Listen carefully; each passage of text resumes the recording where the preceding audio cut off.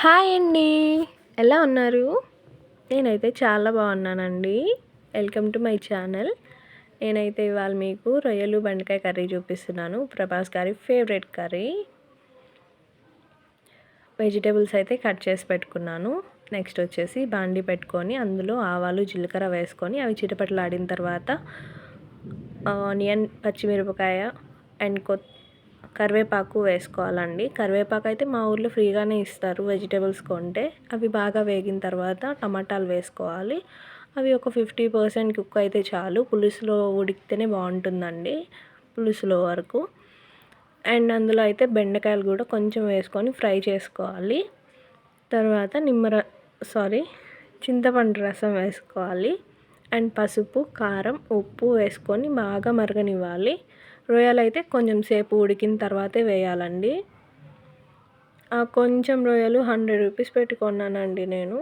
మా అమ్మ చెప్పేది, మేము చిన్నప్పుడు 5 రూపాయలకి రొయ్యలు కొంటే ₹1.5 బెండకాయలు వేసి కర్రీ చేసేసేవాళ్ళంట.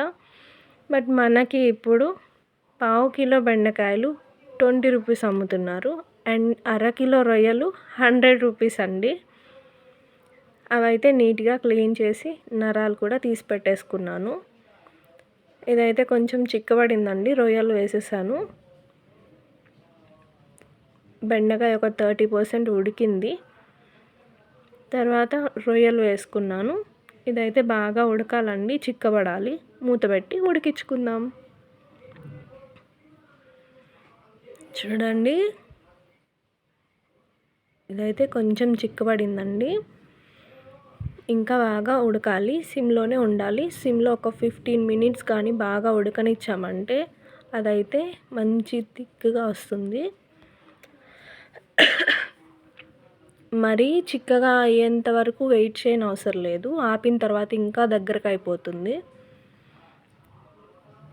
ఈ కన్సిస్టెన్సీ అయితే సరిపోతుందండి.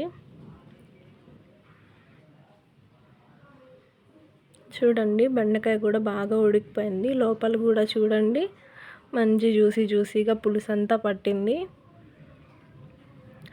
ఈ వీడియో నచ్చినట్టయితే లైక్ చేయండి, సబ్స్క్రైబ్ చేయండి.